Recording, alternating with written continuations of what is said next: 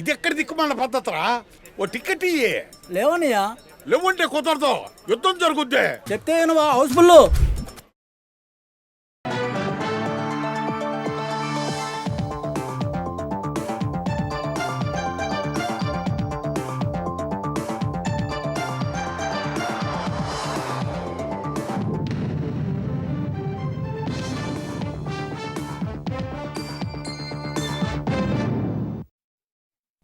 నమస్కారం, ఈటీవీ న్యూస్కి స్వాగతం. ఈనాటి ముఖ్యాంశాలు: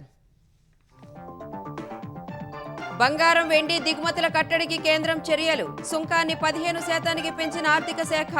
భారీగా పెరిగిన లోహాల ధరలు.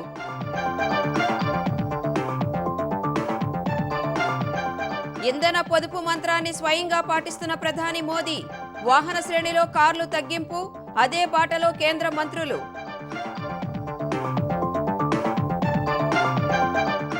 ప్రధాని పొదుపు మంత్రాన్ని అందరూ ఆచరించాలన్న చంద్రబాబు. రేపు కేబినెట్లో చర్చించి కార్యాచరణ ప్రకటిస్తామని వెల్లడి.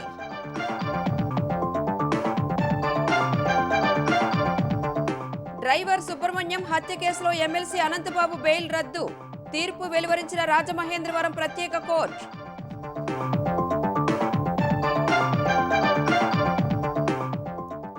హైదరాబాద్లో సెంటర్ ఆఫ్ ఎక్సలెన్స్ ను విస్తరిస్తామన్న ఉబేర్ సంస్థ. మల్టీ లెవెల్ పార్కింగ్ కేంద్రాల ఏర్పాటుకు రేవంత్ సూచన.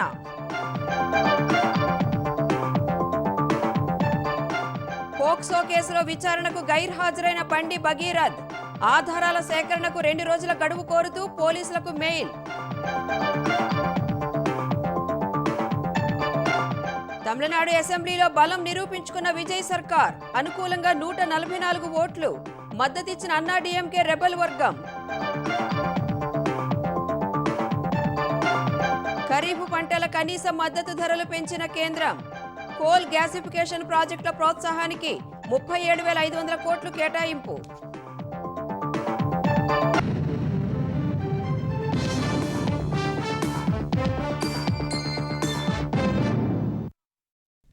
పశ్చిమాసియా సంక్షోభం నేపథ్యంలో ఏడాది పాటు బంగారం కొనొద్దని దేశ ప్రజలకు ప్రధాని మోదీ పిలుపునిచ్చిన వేళ కేంద్రం కీలక నిర్ణయం తీసుకుంది.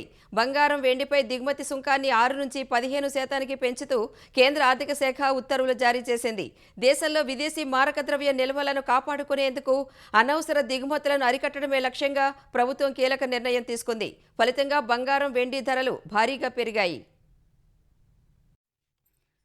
పశ్చిమాసియాలో కొనసాగుతున్న యుద్ధ వాతావరణం భారత ఆర్థిక వ్యవస్థపై తీవ్ర ప్రభావం చూపుతున్న వేళ బంగారం వెండిపై ఉన్న దిగుమతి సుంకాన్ని 6% నుంచి ఏకంగా 15% పెంచుతూ కేంద్ర ప్రభుత్వం నిర్ణయం తీసుకుంది. ప్లాటినంపై కూడా దిగుమతి సుంకాన్ని 6.4% నుంచి 15.4% పెంచింది. పెరిగిన ఈ ధరలు ఈ రోజు నుంచే అమల్లోకి వచ్చాయి. పశ్చిమాసియా సంక్షోభం కారణంగా అంతర్జాతీయ మార్కెట్లో ముడిచమురు ధరలు ఆకాశాన్ని తాకుతున్నాయి. బ్రెంట్ క్రూడ్ ధర ప్రస్తుతం బ్యారెల్కు $107 చేరింది. దీనివల్ల మన విదేశీ మారక నిల్వలు వేగంగా కరిగిపోతున్నాయి. ఈ నిల్వలను ముడి చమురు, ఎరువులు వంటి నిత్యావసరాల దిగుమతికి కేటాయించాలని, విలాస వస్తువుల దిగుమతిని తగ్గించాలని ప్రధాని నరేంద్ర మోదీ ఇచ్చిన పిలుపు మేరకు కేంద్రం ఈ చర్యలు తీసుకున్నట్లు తెలుస్తోంది. దిగుమతి సుంకం పెంపుతో మార్కెట్లో బంగారం ధర ఒక్కసారిగా భగ్గుమంది. 10 గ్రాముల బంగారంపై సుమారు 27,000 మేర అదనపు భారం పడనుంది. ఇవాళ ఢిల్లీ మార్కెట్లో 10 గ్రాముల బంగారం ధర 8,500 రూపాయల మేర పెరిగి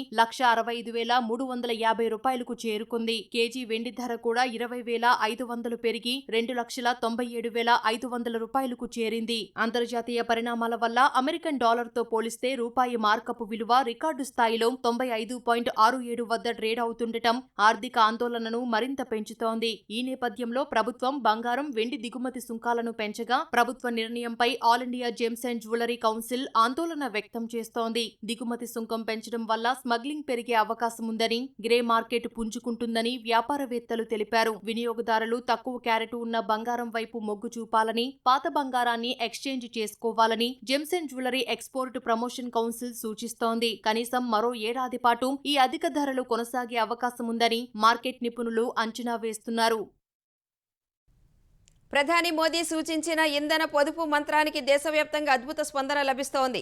ప్రజలతో పాటు పాలకులకు కూడా ఆదర్శంగా నిలిచేలా ప్రధాని తన కాన్వాయ్ పరిమాణాన్ని సగానికి పైగా తగ్గించారు. గుజరాత్, అసోం పర్యటనలో ఎస్పీజీ నిబంధనలకు అనుగుణంగా అవసరమైన భద్రతా వాహనాలను మాత్రమే ఉంచారు. అదనపు వాహనాలను తొలగించారు.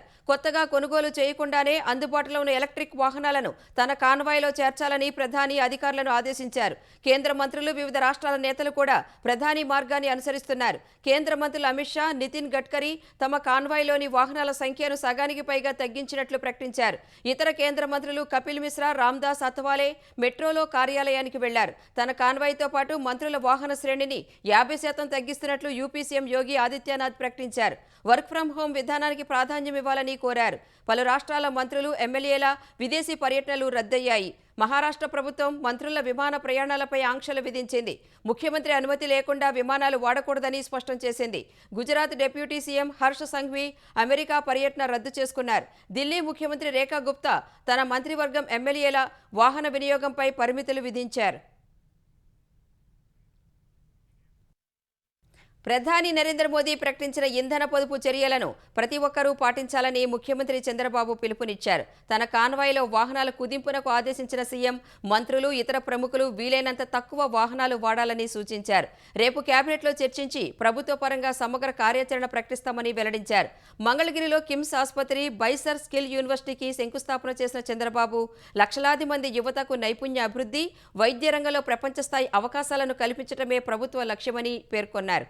కానున్న కిమ్స్ ఆసుపత్రి, బైసర్ స్కిల్ యూనివర్సిటీకి ముఖ్యమంత్రి చంద్రబాబు భూమి పూజ చేశారు. కేంద్ర మంత్రి పెమ్మసాని చంద్రశేఖర్, కిమ్స్ చైర్మన్ బొల్లినేని భాస్కర్రావు ఇతర ప్రతినిధులతో కలిసి సీఎం శంకుస్థాపన చేశారు. ఈ కార్యక్రమంలో ఏఐ దృష్టి సంస్థ రూపొందించిన ఏఐ స్మార్ట్ విజన్ గ్లాసులను దివ్యాంగులకు చంద్రబాబు అందజేశారు. రాజధాని అమరావతిలో త్వరలోనే 500 పడకల సూపర్ స్పెషాలిటీ ఆసుపత్రి అందుబాటులోకి రాబోతుందన్న సీఎం వైద్యారోగ్య రంగంలో అనేక అవకాశాలు ఉన్నాయని చెప్పారు. వాటిని అందిపుచ్చుకుంటే భారతీయులు ప్రపంచానికి లీడర్లుగా అవతరించే అవకాశం వస్తుందని ఆశాభావం వ్యక్తం చేశారు. వైద్యులతో పాటు అనుబంధంగా ఉండే అన్ని అంశాలపైన దృష్టి సారించాలని సూచించారు. ప్రపంచంలో ప్రతి 3 వైద్యుల్లో ఒకరు ఆంధ్రప్రదేశ్ నుంచే ఉండాలని ఆకాంక్షించారు.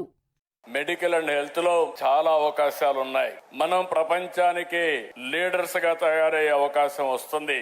అయితే ఒక డాక్టర్లే కాకుండా దీనికి అనుబంధంగా ఉండే అన్ని విషయాల్లో మనం దీనికి శ్రీకారం చుట్టాల్సిన అవసరం ఉంది. ప్రపంచంలో ఎక్కడైనా కానీ డాక్టర్లున్నా, ఎక్కడైనా నర్సెస్ కానీ అనుబంధంగా ఉండేవాళ్ళు ఉంటే ప్రతి 3లో ఒకరు ఇక్కడ తయారు కావాలి, అమరావతిలోనే తయారు కావాలి. మా పిల్లలు ఆ విధంగా కూడా ముందుకు పోవాల్సిన అవసరం ఉంది. రాజధాని అమరావతిని అన్ని రకాలుగా అభివృద్ధి చేస్తూనే విశాఖను విశ్వనగరంగా తీర్చిదిద్దుతున్నామన్న సీఎం రాయలసీమను టెక్నాలజీ హబ్ గా మారుస్తున్నామని చెప్పారు.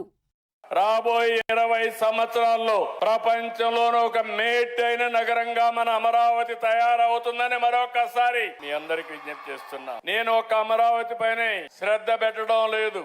విశాఖపట్నం, ఇప్పటికే విశాఖపట్నం విశ్వ నగరంగా తయారయ్యే పరిస్థితి వచ్చింది. రెండోది రాయలసీమ. రాయలసీమ ఒక టెక్నాలజీ హబ్ గా తయారవుతుంది. తిరుపతిలో స్పేస్ సిటీ వస్తా ఉంది. కర్నూలులో డ్రోన్ సిటీ వస్తా ఉంది. తిరుపతి, కొప్పర్తి ఎలక్ట్రానిక్ సిటీస్ గా తయారైనాయి. ఇంధన పొదుపుపై ప్రధాని మోదీ ఇచ్చిన పిలుపుపై యువతలో ఆలోచన రావాలన్న చంద్రబాబు దానిపై 2 రోజుల్లో తాము కూడా ప్రకటన ఇస్తామన్నారు.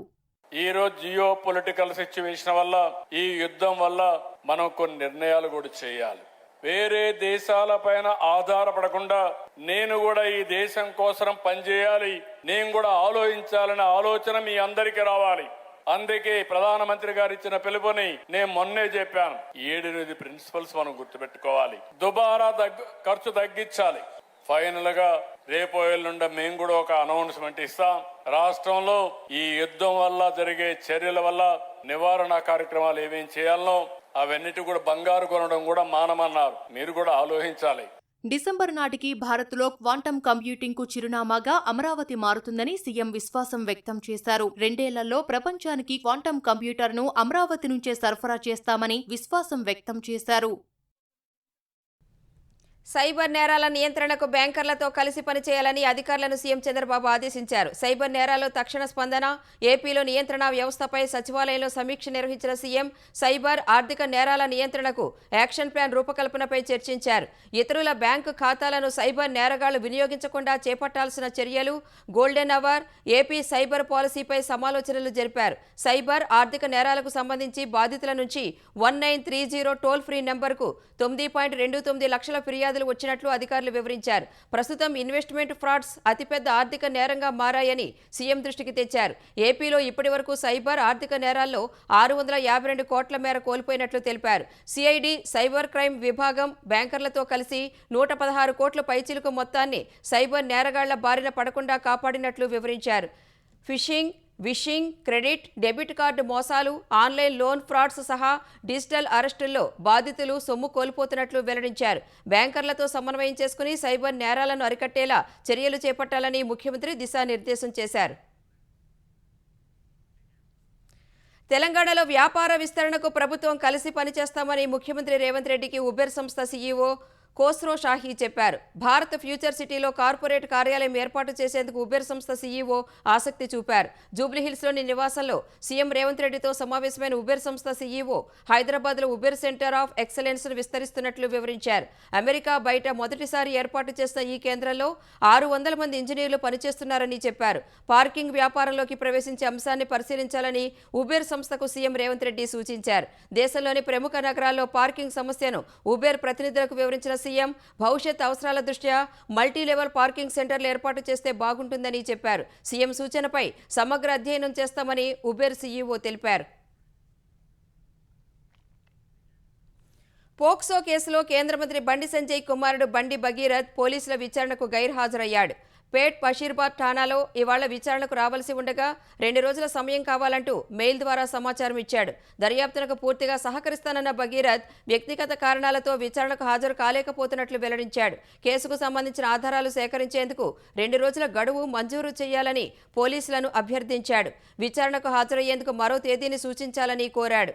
భగీరథ్ తన కుమార్తెను వేధిస్తున్నాడంటూ 17 ఏళ్ల బాలిక తల్లి ఇచ్చిన ఫిర్యాదు మేరకు ఈ నెల 8న పేట్ బషీర్బాద్ పోలీసులు కేసు నమోదు చేశారు. ఈ కేసులో విచారణకు రావాలని భగీరథ్కు పోలీసులు నిన్న నోటీసులు ఇచ్చారు. ఈ విచారణకు భగీరథ్ గైర్హాజరయ్యాడు. అటు భగీరథ్ ముందస్తు బెయిల్ పిటిషన్పై తెలంగాణ హైకోర్టు రేపు విచారణ చేపట్టనుంది. బాధ్యతాయుతమైన కేంద్ర మంత్రి పదవిలో ఉన్న బండి సంజయ్ చట్టానికి సహకరించాల్సింది పోయి అంతు చూస్తానంటూ బెదిరింపులకు దిగడం సరికాదని బీఆర్ఎస్ నేతలు మండిపడ్డారు. బండి కుమారుడు భగీరథ్ కేసుపై స్పందించిన మాజీ మంత్రి కేటీఆర్ బీజేపీది ద్వంద్వ విధానమని మండిపడ్డారు. కేంద్ర మంత్రి కుమారుడికి ఒకటి, సామాన్యులకు మరో విధానమా అని ఆక్షేపించారు.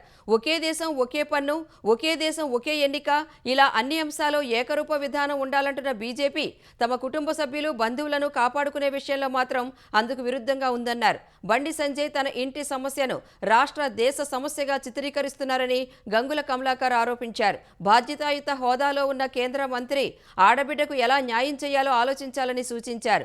బండి సంజయ్ కుమారుడిపై చట్టపరమైన చర్యలు తీసుకోవాలని బీఆర్ఎస్ మహిళా నేతలు డీజీపీ సివి ఆనంద్ను కలిసి ఫిర్యాదు చేశారు. బండి సంజయ్ గారు ఒక బాధ్యత గల హోమ్ మినిస్టర్ స్థాయిలో ఉన్నారు. మీరు చట్టాన్ని, ప్రజాస్వామ్యాన్ని కాపాడాల్సిన బాధ్యత మీ మీద ఉంటుంది. ఇప్పటికైనా చట్టానికి మీరు సహకరించమని కోరుతూ నిన్న కూడా ఒక వ్యాఖ్యలు చేశారు. ఇందులో ఎవరెవరైతే కుట్ర పన్నారో వారందరూ కూడా అంతు చూస్తా అని ఒక బెదిరింపు ధోరణిలో చెప్పడం అనేది దాన్ని పూర్తిగా ఖండిస్తున్నాము. ఇలాంటి మానుకోండి. ఎవరిని బెదిరిస్తున్నారు?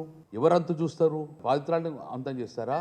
లేకుంటే ఎవరు మాట్లాడిన రాష్ట్రంలో ఎవరు మాట్లాడినా కూడా అంతం చేసే దిశగా ఈ మాటలు ఒక హోమ్ మినిస్టర్ స్థాయిలో ఇది మీకు మంచిది కాదు. కేంద్ర మంత్రి బండి సంజయ్ కుమారుని తప్పించే అవసరం తమకు లేదని టీపీసీసీ అధ్యక్షుడు మహేష్ కుమార్ గౌడ్ స్పష్టం చేశారు. హైదరాబాద్ గాంధీ భవన్లో మీడియాతో ఇష్టాగోష్ఠిగా మాట్లాడిన మహేష్ గౌడ్ తప్పు చేసినట్లు రుజువైతే చట్ట ప్రకారం చర్యలు ఉంటాయన్నారు. ఈ కేసులో ఎలాంటి జాప్యం లేదని, బాధితురాలికి ప్రభుత్వం అండగా ఉంటుందని వెల్లడించారు. భగీరథ్ మిస్సింగ్ పోస్టర్ ఎవరు వేశారో తనకు తెలియదని పేర్కొన్నారు.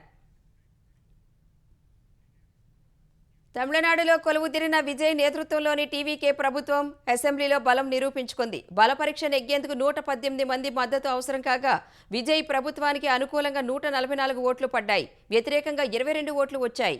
ఫలితంగా విజయ్ ప్రభుత్వం విశ్వాస పరీక్షలో నెగ్గినట్లు స్పీకర్ ప్రకటించారు. మరోవైపు ఓఎస్డీగా ఓ జ్యోతిష్యుణ్ణి నియమించడాన్ని పలు పక్షాలు తప్పుబట్టగా వెంటనే ఆ నియామకాన్ని రద్దు చేస్తూ విజయ్ ప్రభుత్వం నిర్ణయం తీసుకుంది. తమిళనాడు అసెంబ్లీ ఎన్నికల్లో స్పష్టమైన మెజారిటీ రానప్పటికీ కలిసొచ్చిన పక్షాలతో ప్రభుత్వాన్ని ఏర్పాటు చేసిన టీవీకే శాసనసభలో బలం నిరూపించుకుంది. మే 13లోగా మెజారిటీ నిరూపించుకోవాలని గవర్నర్ రాజేంద్ర ఆర్లేకర్ ఆదేశించగా ఇవాళ్ల ఫ్లోర్ టెస్ట్ నిర్వహించారు. బల పరీక్షపై తీర్మానాన్ని సీఎం విజయ్ ప్రవేశపెట్టారు. ముందుగా మాట్లాడిన కాంగ్రెస్ సభ్యులు తాము విజయ్కు మద్దతిస్తున్నట్టు ప్రకటించారు. బాధ్యతలు చేపట్టిన తర్వాత విజయ్ తీసుకున్న తొలి 3 నిర్ణయాలపై హర్షం వ్యక్తం చేశారు. తర్వాత వామపక్షాలు మద్దతు ప్రకటించాయి. సీఎం విజయ్ ప్రమాణ స్వీకారానికి ముందు గవర్నర్ ఆర్లేకర్ తీరుపై సీపీఎం అభ్యంతరం వ్యక్తం చేసింది. తమిళనాడులో గవర్నర్ రూల్ను అడ్డుకోవాలని మద్దతిచ్చినట్లు పేర్కొంది. కేంద్ర ప్రభుత్వం తమిళనాడు హక్కులను కాలరాస్తోందని సీపీఐ ఆరోపించింది. విజయ్ 5 ఏళ్ల పాటు కొనసాగాలని వీసీకే ఆశాభావం వ్యక్తం చేసింది. అయితే ఓఎస్డీగా జ్యోతిష్యుడిని విజయ్ నియమించడంపై అభ్యంతరం వ్యక్తం చేసింది. విజ్ఞాన శాస్త్రానికి సీఎం అధిక ప్రాధాన్యం ఇవ్వాలని సూచించింది. ఐయుఎంఎల్ కూడా విజయ్కు మద్దతు ప్రకటించింది. ఏఎంఎంకే బహిష్కృత ఎమ్మెల్యే కామరాజు సైతం విజయ్కు మద్దతిచ్చారు. ఒక్క ఎమ్మెల్యే ఉన్న డీఎండీకే సైతం విజయ్కు మద్దతు తెలిపింది. అయితే జ్యోతిష్యుడిని ఓఎస్డీగా నియమించడం యువతకు తప్పుడు సంకేతం పంపుతుందని పేర్కొంది. అన్నాడీఎంకే షణ్ముగం వర్గానికి చెందిన 25 మంది ఎమ్మెల్యేలు ప్రభుత్వానికి మద్దతుగా నిలిచారు. ప్రధాన పక్షాలైన డీఎంకే, అన్నాడీఎంకే, పళనిస్వామి వర్గం మాత్రం ప్రభుత్వ ఏర్పాటును వ్యతిరేకించాయి. బల పరీక్షకు ముందుగానే విజయ్ తమిళనాడు ప్రజల విశ్వాసాన్ని కోల్పోయారని డీఎంకే నేత ఉదయనిధి స్టాలిన్ ఆరోపించారు. 65% తమిళనాడు ఓటర్లు విజయ్కు వ్యతిరేకంగా ఓటు వేశారని పేర్కొన్నారు. ఈ క్రమంలోనే ఓటింగ్కు దూరంగా ఉంటామని చెబుతూ 59 ఎమ్మెల్యేలు ఉన్న డీఎంకే వాకౌట్ చేసింది. బీజేపీ మాత్రం ఈ ఓటింగ్లో తటస్థంగా ఉండాలని నిర్ణయించింది. అన్బుమణి రామదాస్ నేతృత్వంలోని పీఎంకే ఓటింగ్కు దూరంగా ఉంటున్నట్లు వెల్లడించింది. చర్చ అనంతరం టీవీకే ప్రభుత్వానికి మద్దతిచ్చిన అందరికీ విజయ్ కృతజ్ఞతలు తెలిపారు. తమ ప్రభుత్వం పూర్తిగా 5 ఏళ్ల కాలం పాలిస్తుందని ధీమా వ్యక్తం చేశారు. టీవీకే ప్రభుత్వం సంపూర్ణ లౌకిక విధానాన్ని అవలంబిస్తుందని విజయ్ స్పష్టం చేశారు. గత ప్రభుత్వ పథకాలను కూడా కొనసాగిస్తామని చెప్పారు. టీవీకే ప్రభుత్వం తమకు ఓటు వేయని వారిది కూడా అని విజయ్ పేర్కొన్నారు. అనంతరం నిర్వహించిన ఓటింగ్లో విజయ్ ప్రభుత్వానికి అనుకూలంగా 144 ఓట్లొచ్చాయి.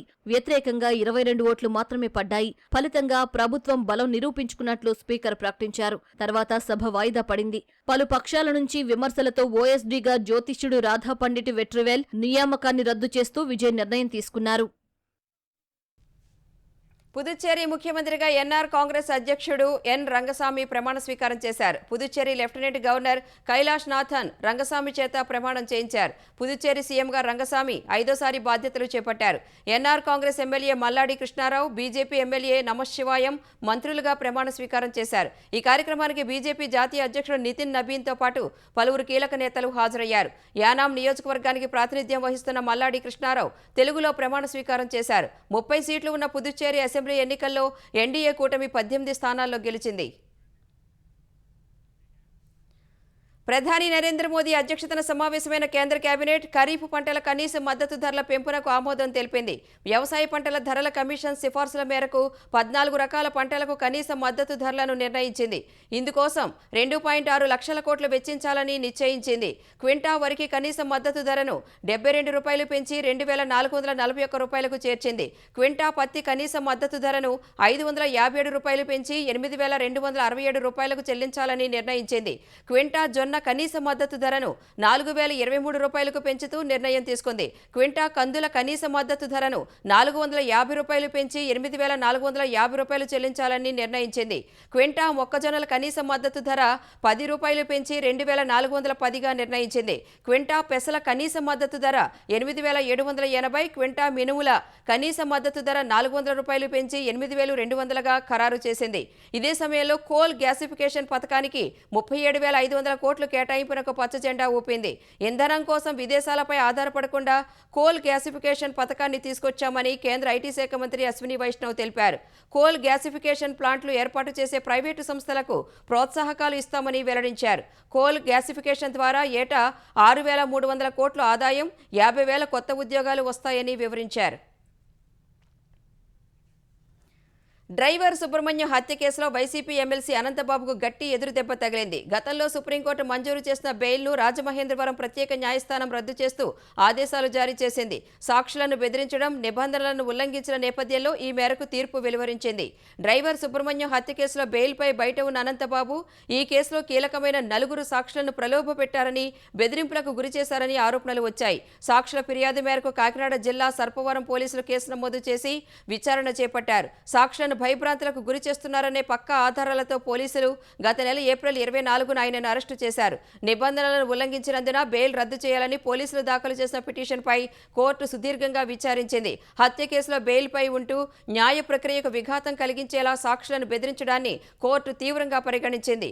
వాదోపవాదనలు విన్న అనంతరం అనంతబాబు బెయిల్ను కోర్టు రద్దు చేసింది. ఈ హత్య కేసు విచారణ పూర్తయ్యే వరకు ఆయన రాజమహేంద్రవరం సెంట్రల్ జైల్లోనే రిమాండ్ ఖైదీగా ఉండనున్నారు. అటు ఈ కేసులో ఈ నెల 20 నుంచి న్యాయస్థానం రెగ్యులర్ విచారణ చేపట్టనుంది. ఆంధ్రప్రదేశ్లో పెంచిన రొయ్యల ఫీడ్ ధరల అమలును తక్షణమే నిలిపివేయాలని వ్యవసాయ శాఖ మంత్రి అచ్చెన్నాయుడు ఆదేశించారు. ఒక్కసారిగా ధరలు పెంచడం వల్ల ఆక్వా రైతులపై తీవ్ర భారం పడుతుందని మంత్రి ఆందోళన వ్యక్తం చేశారు. రొయ్యల ఫీడ్ ధరలపై ఫీడ్ మ్యానుఫ్యాక్చరర్స్ అసోసియేషన్ ప్రతినిధులు, రైతులు, అధికారులతో మంత్రి వీడియో కాన్ఫరెన్స్ నిర్వహించారు. రైతులకు నష్టం కలిగించే నిర్ణయాలేవీ ఏకపక్షంగా తీసుకోరాదని మంత్రి స్పష్టం చేశారు. మంత్రి ఆదేశాలను గౌరవిస్తూ ధరల పెంపును అసోసియేషన్ నిలిపివేసింది. రేపు జరిగే సమావేశంలో రైతులు, ఫీడ్ తయారీ సంస్థలు, అధికారులతో చర్చించి అందరి అభిప్రాయాలు తీసుకున్నాకే నిర్ణయాన్ని అమలు చేస్తామని అసోసియేషన్ ప్రతినిధులు స్పష్టం చేశారు. ఆక్వా రంగాన్ని కాపాడేందుకు ప్రభుత్వం పూర్తిస్థాయిలో అండగా ఉంటుందని మంత్రి అచ్చెన్నాయుడు హామీ ఇచ్చారు. ఆక్వా రైతులపై పెరుగుతున్న రొయ్యల ఫీడ్ ధరల భారం తగ్గించాలని కేంద్రానికి ముఖ్యమంత్రి చంద్రబాబు విజ్ఞప్తి చేశారు. ఈ మేరకు కేంద్ర మంత్రి పీయూష్ గోయల్కు లేఖ రాసిన ఆయన రొయ్యల ఫీడ్, ముడి పదార్థాల ధరల పెరుగుదలతో ఆక్వా రైతులు తీవ్ర ఇబ్బందులు ఎదుర్కొంటున్నారని వివరించారు.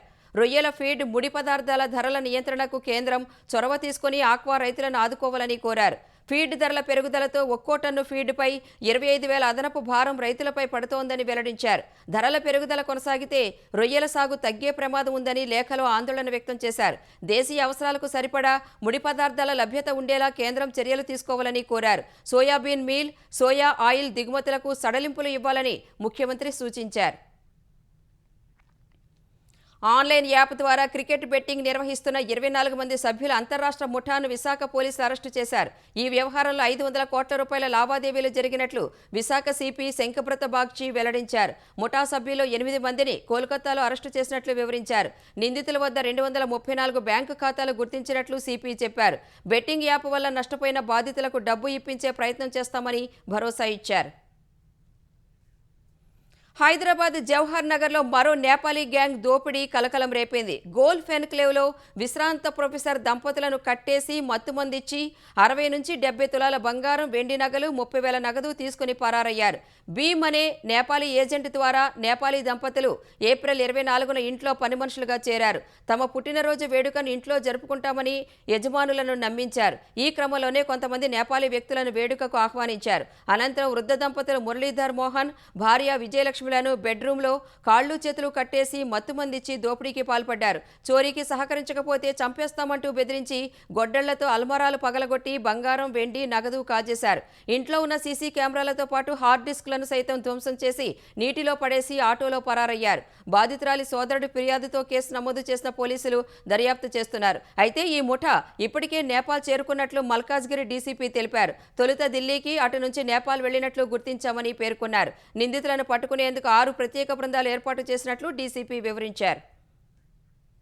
అమెరికా అధ్యక్షుడు ట్రంప్ చైనాలో పర్యటిస్తున్నారు. బీజింగ్ చేరుకున్న ట్రంప్నకు చైనా ప్రభుత్వం ఘనస్వాగతం పలికింది. గురువారం ట్రంప్, చైనా అధ్యక్షుడు జిన్పింగ్ మధ్య ద్వైపాక్షిక చర్చలు జరగనున్నాయి.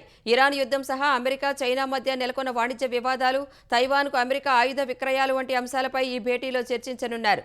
గురువారం జరిగే అధికారిక విందులో ఇరు దేశాల మధ్య కొన్ని కీలక ఒప్పందాలు జరిగే అవకాశం ఉంది. వెనిజువెలాను అమెరికాలో 51వ రాష్ట్రంగా మారుస్తాననే సంకేతాలు ఇస్తూ అధ్యక్షుడు డొనాల్డ్ ట్రంప్ ట్రూత్ సోషల్లో చేసిన పోస్ట్ అంతర్జాతీయంగా పెను సంచలనం సృష్టిస్తోంది. ట్రంప్ షేర్ చేసిన గ్రాఫిక్ మ్యాప్లో వెనిజువెలా దేశం మధ్యలో అమెరికా జెండా ఉంది. దాని కింద 51వ రాష్ట్రం అని రాసి ఉంది. చైనా బయలుదేరిన సమయంలో ట్రంప్ ఈ వివాదాస్పద పోస్టును షేర్ చేశారు. వెనిజువెలాలో ఉన్న సుమారు $40 ట్రిలియన్ విలువైన చమురు నిల్వలపై కన్నేసిన ట్రంప్ ఆ దేశాన్ని అమెరికాలో విలీనం చేసే ఆలోచనలో ఉన్నట్లు గతంలోనే ఓ ఇంటర్వ్యూలో పేర్కొన్నారు.